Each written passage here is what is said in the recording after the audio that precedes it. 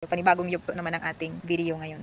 Meron po tayong apps na ating ituturo ngayon na makakapag-payout tayo na legit po siya. Pero bago ang lahat ay magbabayad muna tayo ng ating GCash number para ma-payout na natin yung ating naipon na assets dito kay Uvale. Yes, si Uvale po ay isang legit apps. Okay, let's start na. Click lang po natin si Uvale and then antay lang po natin kasi po ay naglo-loading po siya.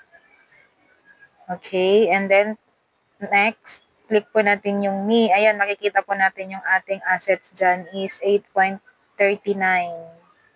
Ayan po siya. Click po natin siya. Ayan, ang ating assets is, tapos magbabaon po tayo ng ating GCash. Isiset po natin siya ng Philippines. And then, payment method natin is GCash. Click po natin si GCash and then, ilagay po natin yung ating number. Pasensya na po kayo mga kamars kung meron pong mga ganyan-ganyan. Alam nyo na, para po sa ating safety po yan. Para po ay hindi tayo ma-scam.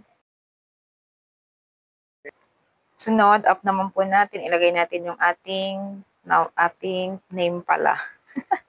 Name natin kay GCash para po ay confirm po yan. At ilalagay na rin po ulit natin ang ating phone number dyan sa baba nang ma-confirm na po natin ang ating GCash para po sa ating withdrawal po yan mga kamars. At yan na nga po at tapos na, i-confirm na po natin. O, diba? 8.3 po ang ating assets dyan at magbaback lang po tayo para po ma-withdraw natin yung ating assets kay Uvale. Click po natin si me, tapos assets. Ayan po, makikita po natin ang ating withdrawin po dyan, mga loves. And then, click po natin yung withdraw na yan, tapos makikita tayo dito all. Yan po, click po natin, tapos withdraw. Pagka-click po natin ng withdraw, makikita nyo po is success. Ayan, nag-0-0 na po siya sa taas. Ayan po, at aantay na lang po natin na mapunta doon sa ating GCash number. A few moments later. So, andito na rin po tayo at pupunta na po tayo sa ating GCash. Click lang po natin si GCash para po check po natin kung andito ng ating withdraw.